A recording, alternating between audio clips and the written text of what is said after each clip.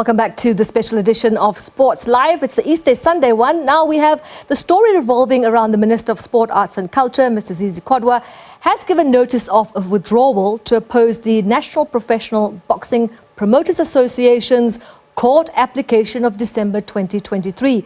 Now, the effect of the court application was that the minister revokes the appointment of the new board, and that was due to the lack of consultation with inter alia, the NPBA, and other recognized entities. He has now effectively complied with the court order.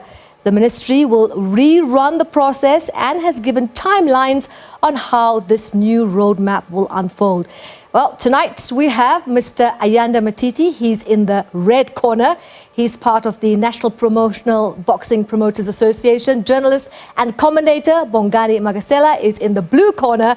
And someone who needs no introduction whatsoever is trainer and commentator Colin Nathan.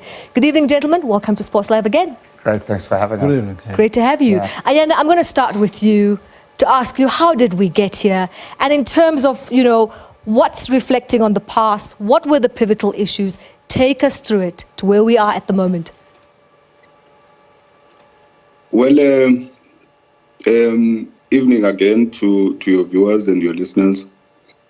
You would remember that the minister announced to the board that was to regulate boxing in South Africa on the 28th of November 2023. Beyond the announcement, we wrote to the minister and said we want to bring to your attention, Minister, that in the process of exercising your authority, you left out a very significant obligation. And that obligation is the consultation of legitimate, note what I'm saying, legitimate and recognized associations, or federations that exist in the space upon which you are appointing the board. Now, we can meet before the board resumes office and see if we can cure this deficit that we think it's fundamental from where we're seated. Obviously, we gave the minister a certain period, and the minister elected to disregard that communication, and eventually we went to court. We went to court on the 11th of December, and when we came to court, the legal team of the minister was not ready to proceed, but almost inferred to our own legal team that, look, we think that whilst we are not ready to file, but we may have erred, or our client may have erred in appointing the board without consultation of recognized associations. So would it be possible for you to agree to this board being converted to an interim board subject to the process being complied with? We said no. If there is an appreciation of an expression of the act, we would not agree that an end product of a rotten tree emerges as an interim aspect that must regulate the board. After toing and froing, they then went back to solicit the undertaking from the minister that because we had brought, the case that we brought to court had Part A and Part B. Part A was agency, Part B was the merit. So they then said, look, because Part B is going to be discussed on the 13th or ventilated in court on the 13th, the board will not resume office on the 12th, subject to Part A being ventilated. We're all amenable to that because we're going to subject ourselves to the directives of the court and how the court would have ordered after having listened to agency. So the minister made that undertaking in writing. So it was then made a court decision. In the evening of the 11th, he revoked it unilaterally. We then said, Aibu.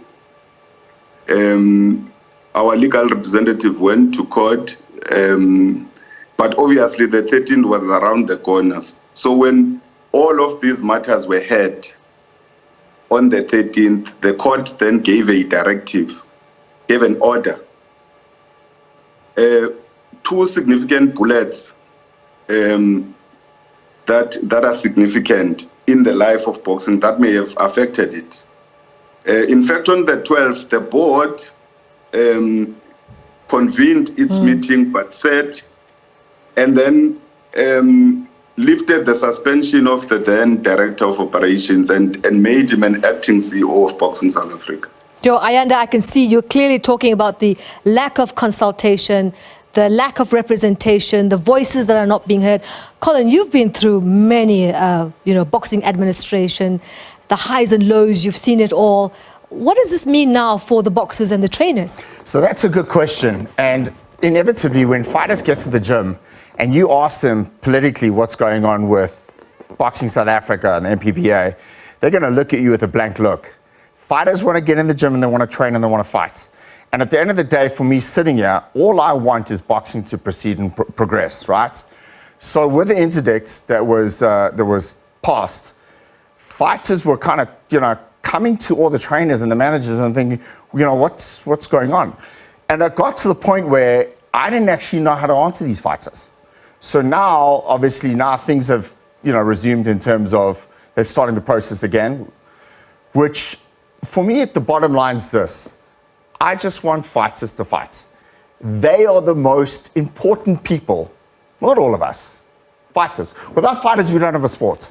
And that's the bottom line. So fighters need to train, they need to prepare for their opponents, and they need to get in the ring and fight. So we've got a rematch now, Bongani. There's a reselection. What is the outcome, best case scenario here? Yeah, first things first. We need to educate, people about boxing. Boxing is governed by the Act of Parliament in this country, and this is the only country where that is happening.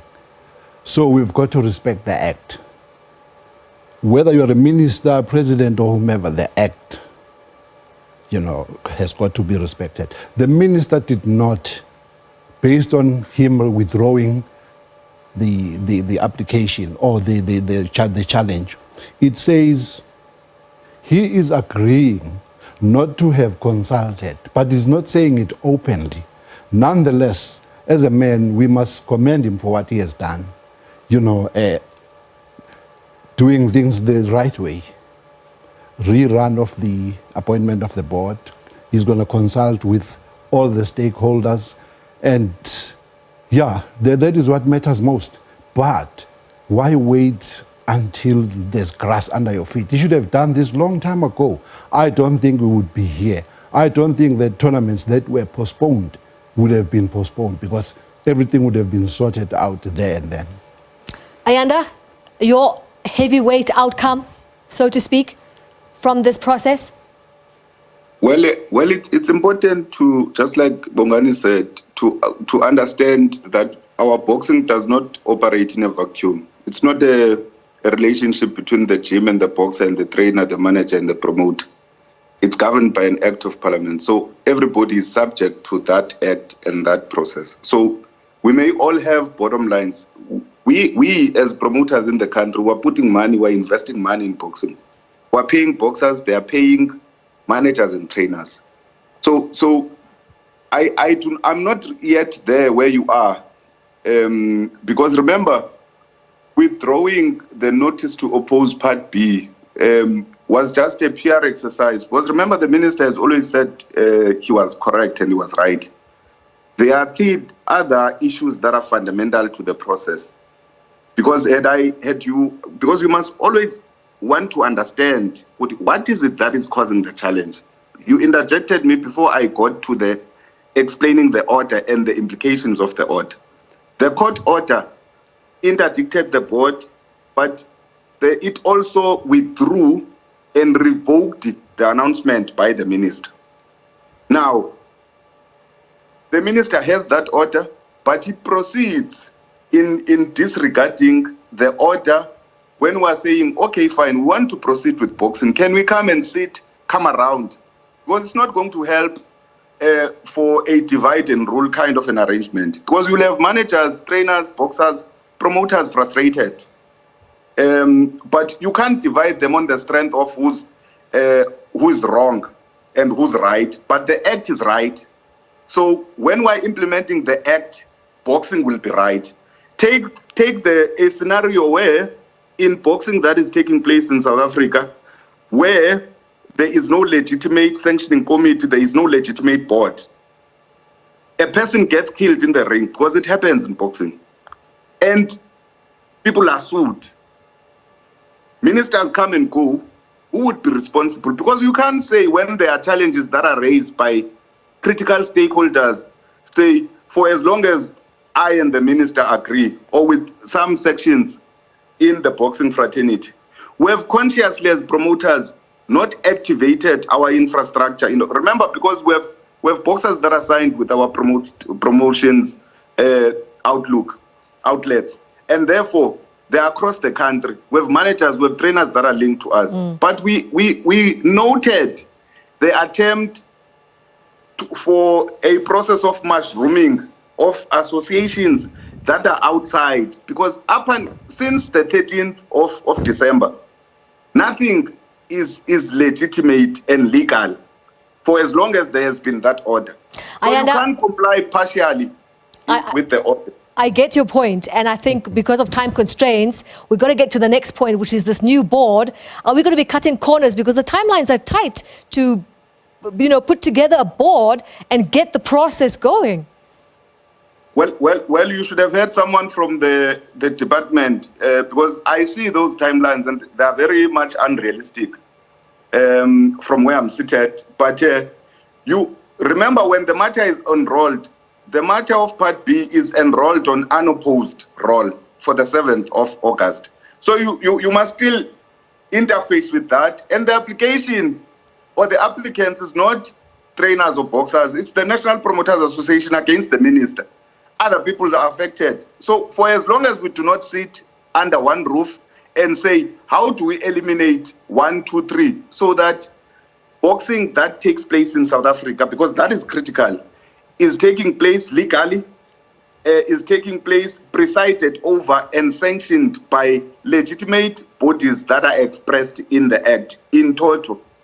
Colin, now with the reintroduction now of, the board, the stakeholders, a voice being given, do you think this is where we're going to find holy ground again?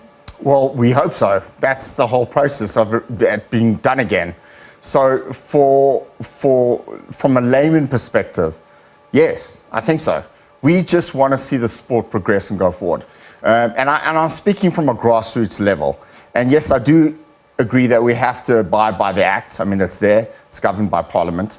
So it's important that we follow those processes. But inevitably, let's follow those processes. Let's get it over the line and let's let the sport flourish. Bongani. Because last year, the sport was terribly run. Terribly run. Bongani, if you had a blueprint to bring boxing back with a bang to its former glory years, where do you see it at? It's difficult. I mean, it's April already, and we've had about a handful of tournaments. The smooth sailing of boxing, the usual, was disrupted because some tournaments were postponed, which will have started in February.